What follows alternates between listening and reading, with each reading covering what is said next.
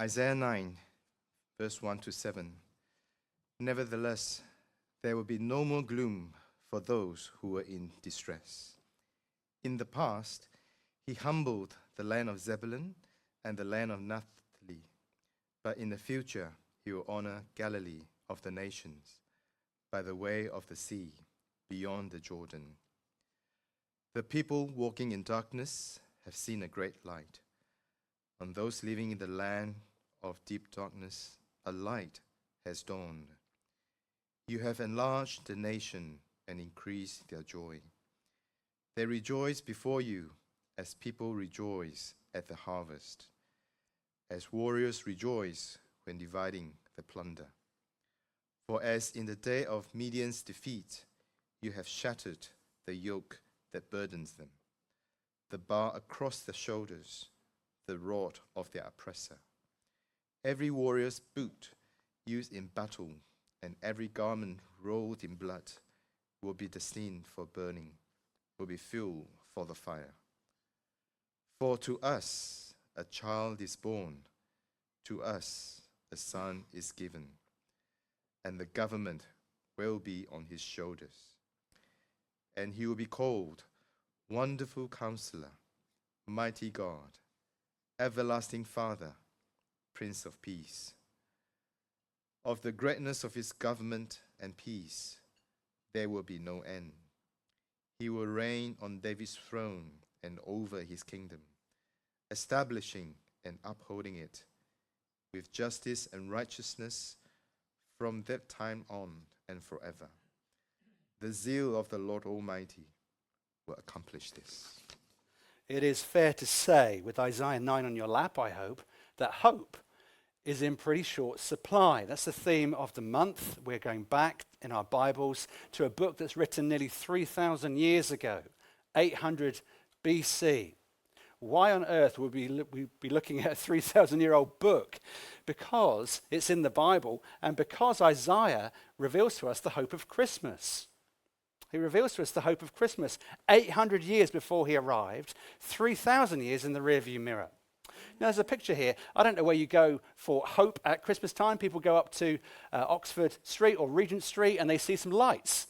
And they look at this year's or last year's, as you can see on the screen, exhibition and display. They might go to their local school fair. Thank you so much. If you are one of the people serving teas and coffees and hot chocolate, I hear you were rushed off your feet.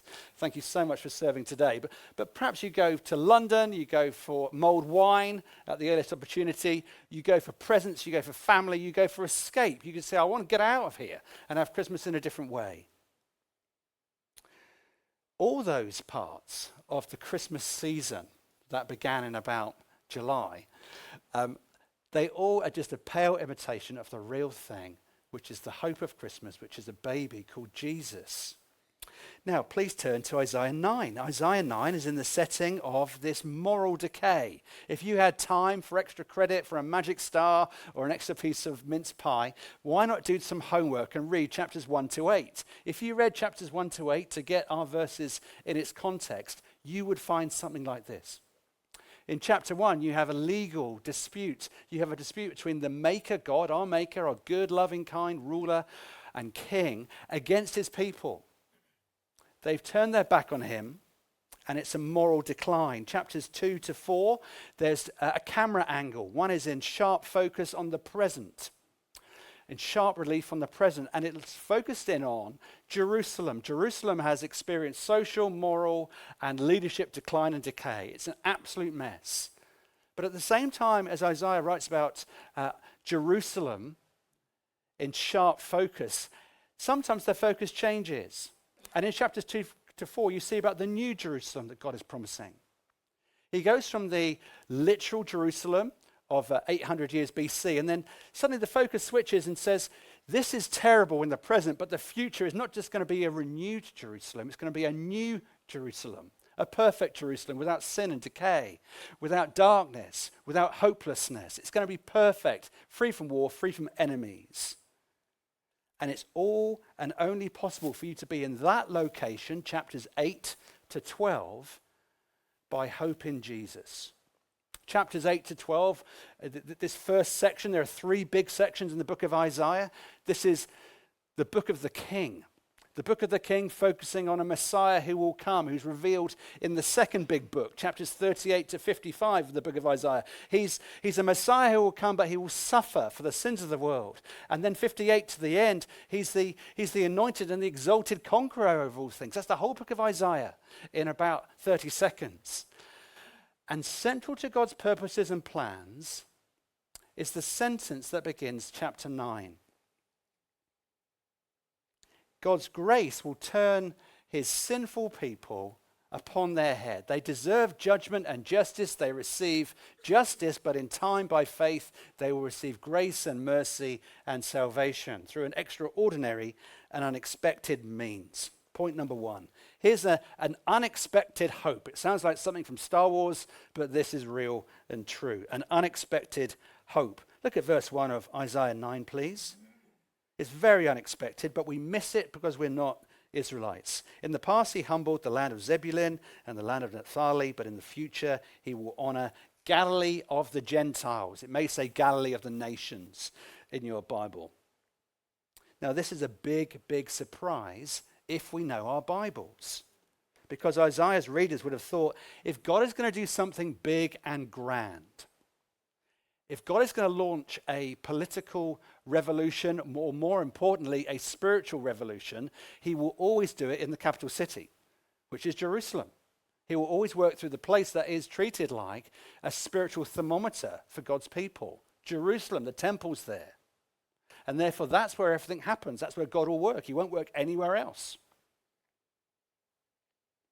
But instead, just to keep us on our toes, there's this unexpected hope that God has purposed and planned.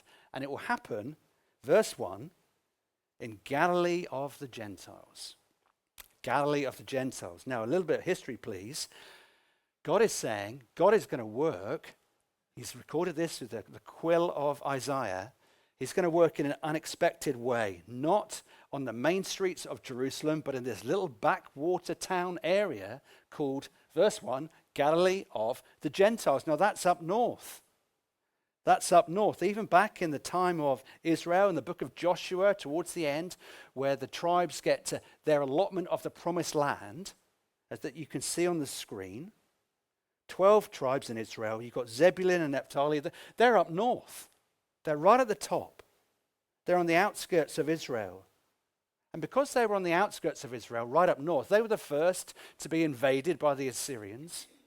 They were the first to be affected by religious pluralism and different sorts of spirituality and ethnicity. There were foreign cultures that affected the north more than the south because they got invaded first.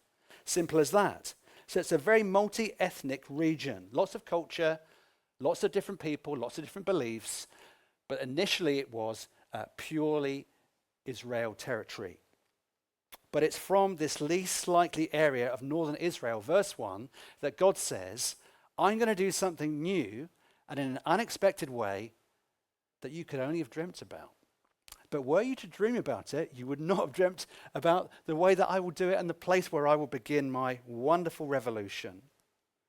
Verse 1, Galilee of the Gentiles. Literally, Isaiah is saying God is going to do something new. New light is going to dawn, but it's going to dawn in a backwater part of the country that you would never thought God would have worked through. Notice this new light will come, and he's going to, verse 1, honor. He's going to honor this land that's been a place of dishonor. He's going to honor this land that's a kind of a mongrel, race-filled, spirituality-filled place. He's not going to do it through ordinary expected means. He's going to focus in on going up north. It's something we would never have expected. Now, we've been in John's Gospel for a long time. Right at the very beginning, after the prologue, we met a man called Nathanael. Do you remember him? Nathanael, John 1, verses 43 to 46. Nathanael is introduced to Jesus. Jesus has just met a man called Philip and said, follow me. And Philip says to his friend Nathanael, you've got to meet this guy who's just changed my life. You've got to meet this man called Jesus. Philip says to Nathanael, we found the one Moses and the prophets wrote about, Jesus of Nazareth, the son of Joseph, in Galilee.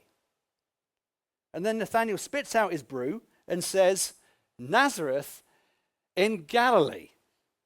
Can anything good come from Galilee, from Nazareth? That's why he spits out his brew, because that's up north, and there's troublemakers up there. We could say, it's grim up north. Some things never change. In other words, we just miss this unless we're attuned to what's going on socially. There's always been a pecking order. If you're in Rome and you thought Jerusalem was beneath you. If you're in Jerusalem, then someone else has to be beneath you, and it's the northern tribes. Galilee is this backwater, this little kind of podunk town, as Americans would say. Everybody looks down on something and someone. But God says to Isaiah and to us, I work in very unexpected ways. I'm going to do something so fresh and new. This big religious figure will not come into Jerusalem. He's going to come from the north. I'm going to honor the people that you dishonor. I'm going to honor the people you don't value and esteem, people you look down upon. In other words, Jesus ticked none of the boxes for Nathanael and for Philip. None of the marks on his CV that the world values Jesus could tick. He had none of the marks of human greatness, nothing to esteem him. He was a person of no consequence in accordance to the world's values. But from his birth, in the obscurity of the birth of Jesus, you had the most influential person of all human history. In the lowliness of an animal trough or a manger, you had the greatest king of eternity. In the weakness and the lowliness, you had the greatest strength possible. Now, what does this prove? This is really important. What does it prove? The point is, glory was laying in the manger. That's the point, and nobody saw it. The world does not recognize greatness when it's laying in a manger. God brings his love, his power, he brings his salvation into your life through ways and means you would never expect, so that he might get all the renown. And here's the hope of Christmas. God works through extraordinary and unexpected means. His eye is on the lowly. His heart is for the downtrodden. And that means his heart's for you and for me. Christian friends, if you're here and you're a Christian this afternoon, do you treat people just a little bit like God has treated you? Do you value people who are from nowhere? Do you value people with a different accent or colour skin or social standing to you? Do you value people from a different racial background to you? Do you value people in the way that God values his people? When you do, you're beginning to be shaped by the spirit of not Christmas, but of the gospel. That's the key, because God works through unexpected means. And that's the first point, the hope of unexpected means. But here's the second thing. Here's the thought of the ultimate light. The ultimate light. There's this theme of darkness and light in John's gospel. We've seen it for the last 18 months or so. But it pops up again in Isaiah 8, towards the back end of that chapter, and into 9 very famously. This is talking about ultimate light. Look at the second sentence, please, of Isaiah 9. The people walking in darkness have seen a great light. On those living in the land of deep darkness, a light has dawned. Now, I do this at home. I get teased by the kids. I make up words all the time. But actually, that is very, very biblical. That's what Isaiah's done here.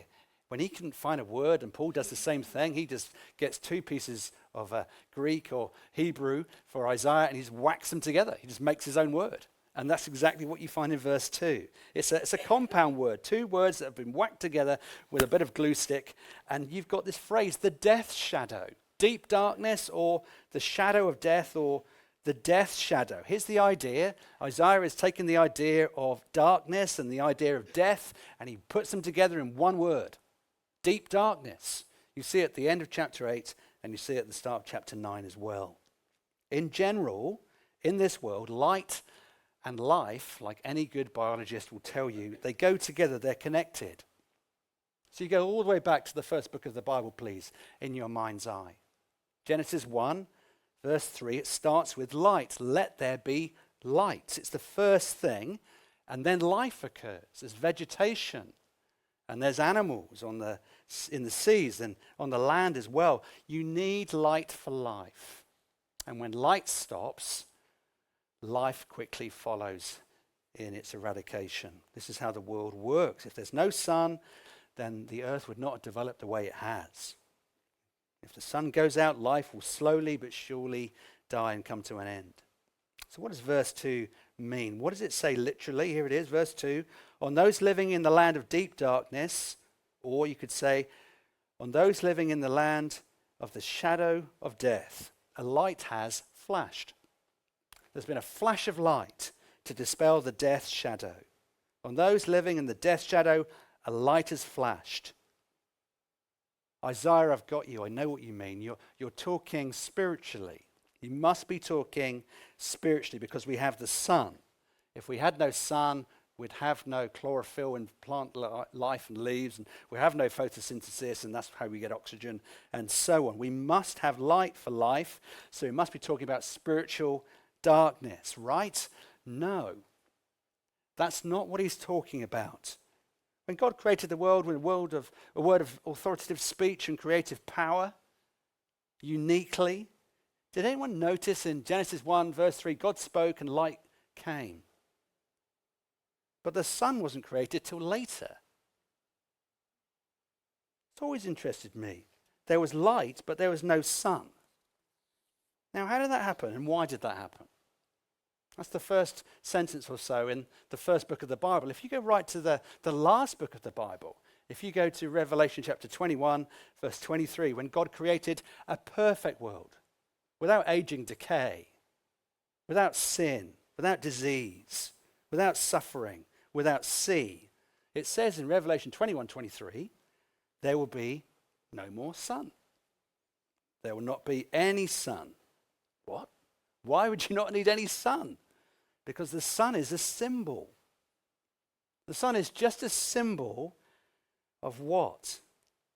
The city does not need the sun or the moon to shine in it, for the glory of God gives it light, and the Lamb is its lamp. It says God and the Lamb will be the light of the world. That's why Jesus says that at the Feast of Tabernacles. I'm the light of the world. He's the ultimate light. In the ultimate light of the glory of God, not just physical light, but in the ultimate light of the glory of God, there is no death. There's never any decay. There's no need for light. And that's what we're being told here. Where do we get that light? The ultimate light, not just the flash of light that's pointed to here. Where do we get the light of the glory of God? Verse 6 and verse 7. For to us a child. Where do we get the light of the glory of God? Isaiah's next sentence or so. For to us a child. For, it's such an important word. For. In other words, this child is the reason we have hope. It's not lights, it's not mulled wine, it's not PTA meetings, it's not family getting around together, as good as all those things are. Here is the hope that's unique to Christianity that the world so desperately needs to hear and is looking for in lots of different places. Why do we know Christmas and Christianity alone has the hope for the world? For to us a child is born. And then you get his names, his titles.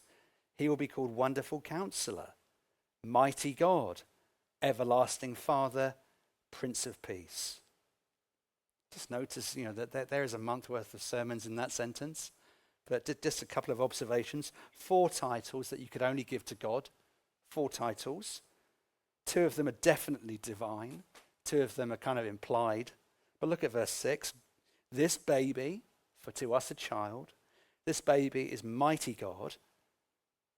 That means he's not divine-ish. That means he's not an avatar of our imagination.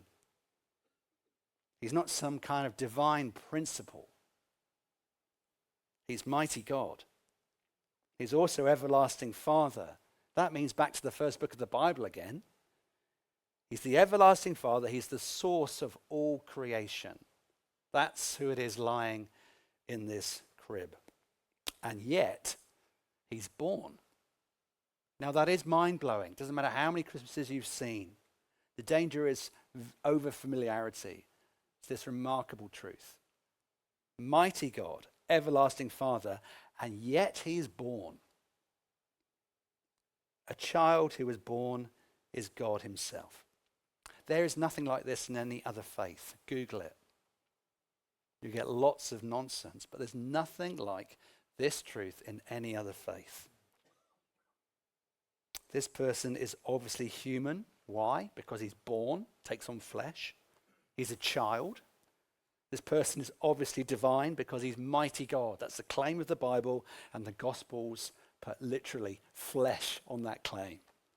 And he's the everlasting Father. Here's the hope of Christmas. It's all about the incarnation. It's all about God putting on flesh, fully divine, fully human. Now that means a lot. Here are two thoughts and implications of it. Let's try and rub this in. First of all, if Jesus Christ is not just human, but if he's fully God, really God, you can't just like him. You can't just like him.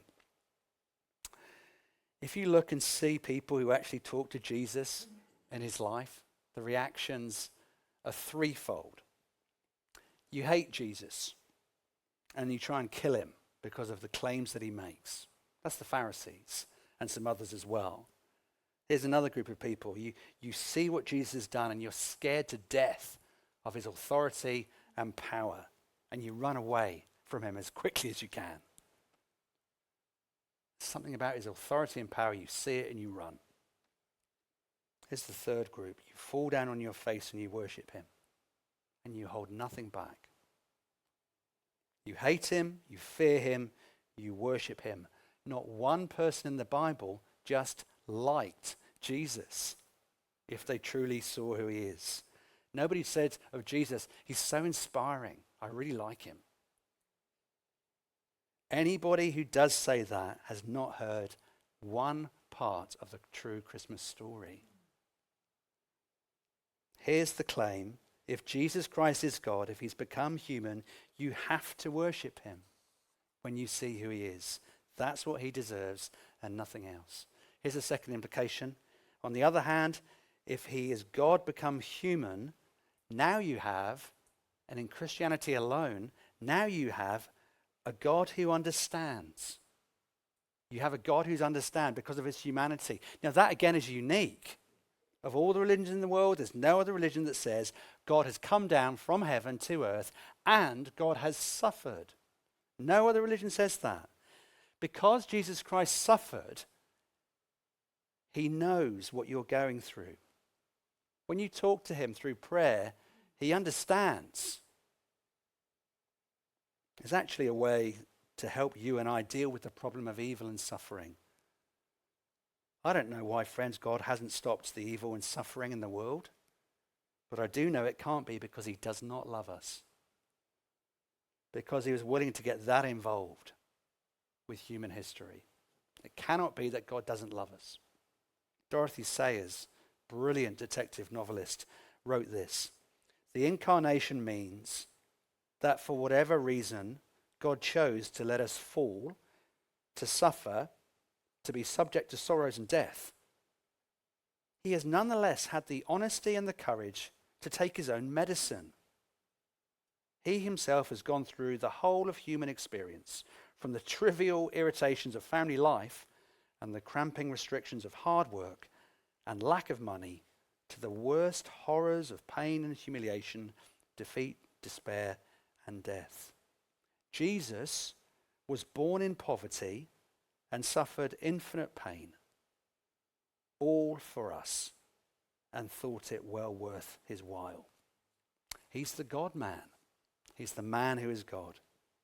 So the hope that you can get if you believe in Jesus, the one who was born, the glory in the manger, the glory that's come into the world. It's unique to Christianity. It's the hope of Christmas.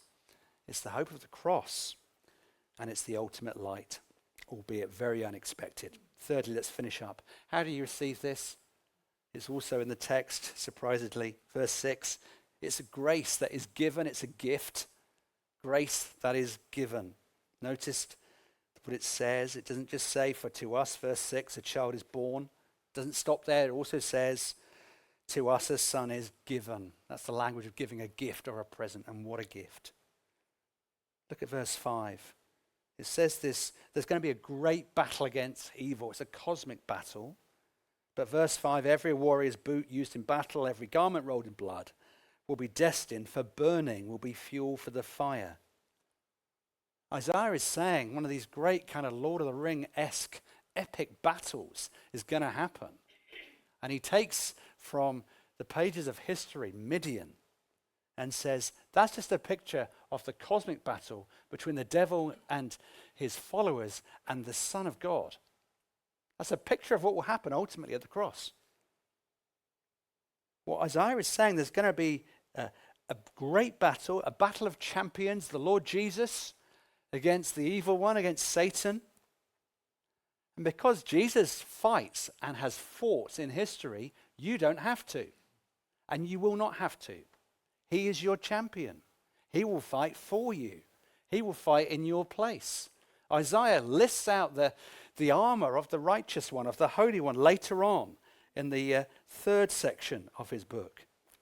But you will not have to fight. And because you don't have to fight, because Jesus will fight in your place, you know what you can do with all those warriors' boots? You don't need them, verse 5.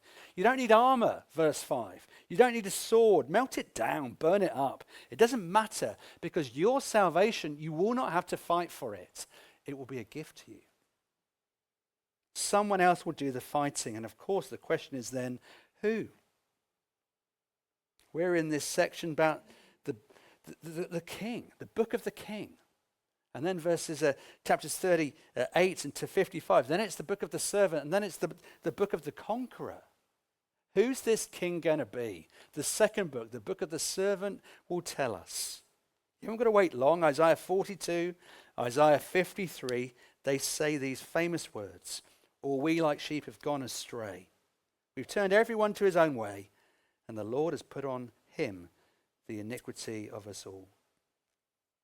This baby, the glory of God, lying in a manger, will bear our iniquities.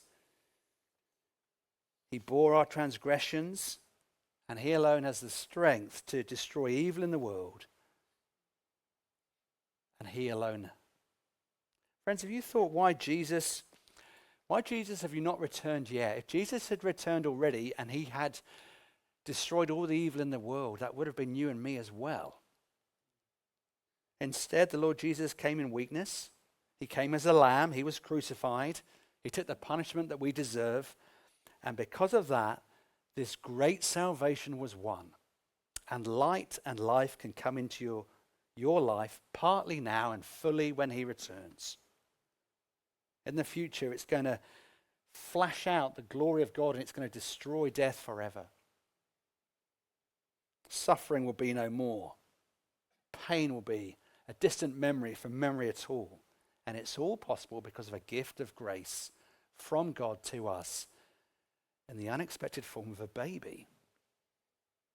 And the only way you can receive it is to admit it's a gift. Here's the last idea to share with you. Just think of something. Some gifts that you get at Christmas. This is dad humor alert. Some gifts make you swallow your pride.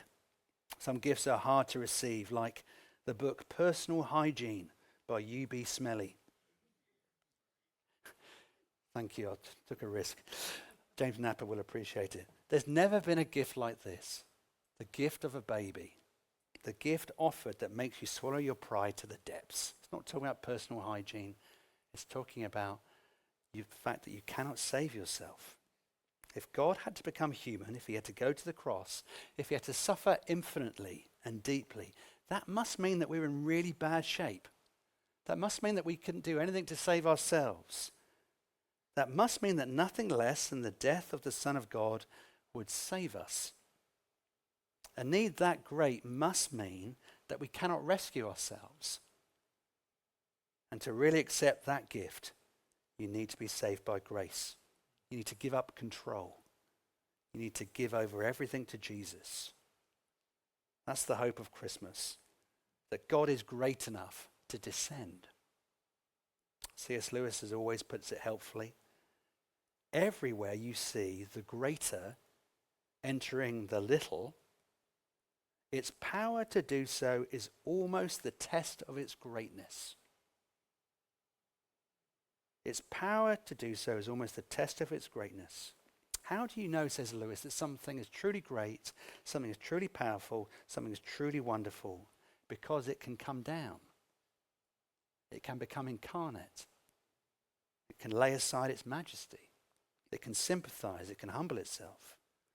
You're strong enough to be weak. You're secure enough to be vulnerable. And the call for every Christian is to do just the same and to follow your Saviour's path this Christmas.